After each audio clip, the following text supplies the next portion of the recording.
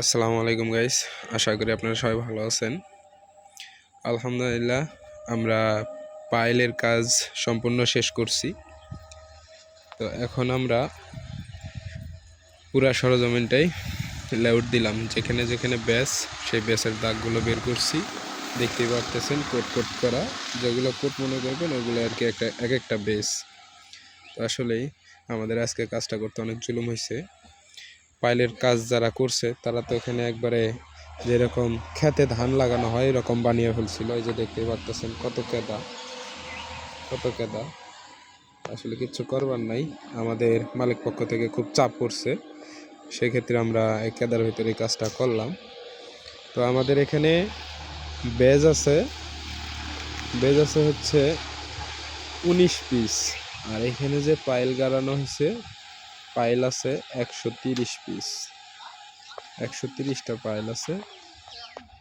তো পাইল গাড়তে আর পাইল জমাইতে টোটাল সময় গেছে 2.5 মাস।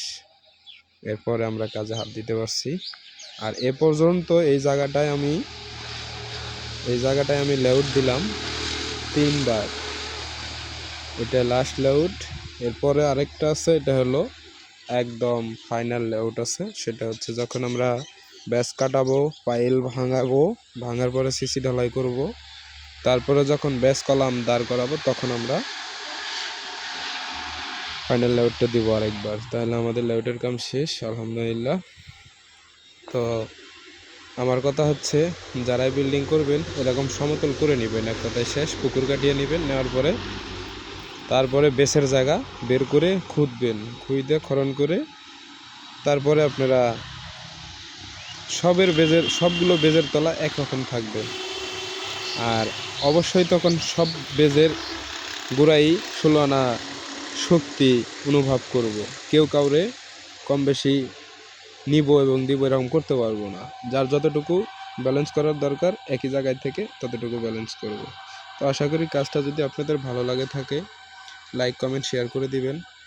আর বিশেষ করে বাড়িওয়ালা ভাইদেরকে বলতেছি যে এটাই এত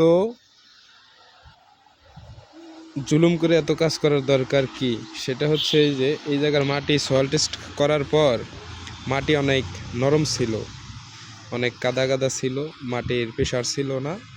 সেক্ষেত্রে এখানে 30 ফিট পাইল বানিয়ে নিয়ে এক একটা বেজে যে কটা পাইল লাগে সেইভাবে পাইল এখানে 19টা বেজে 130টা পাইল গাড়ানো হয়েছে। তারপরে আমরা বেস করব। ফাউন্ডেশন 5 তলা। তো কাজটা যদি ভালো লাগে থাকে অন্য বাড়িওয়ালা ভাইদেরকে দেখার সুযোগ করে দিবেন। আর পরবর্তীতে এই কাজেরই ভিডিও দেখার জন্য চ্যানেলটি সাবস্ক্রাইব করে রাখবেন। সবাই ভালো থাকবেন, সুস্থ থাকবেন। আসসালামু আলাইকুম।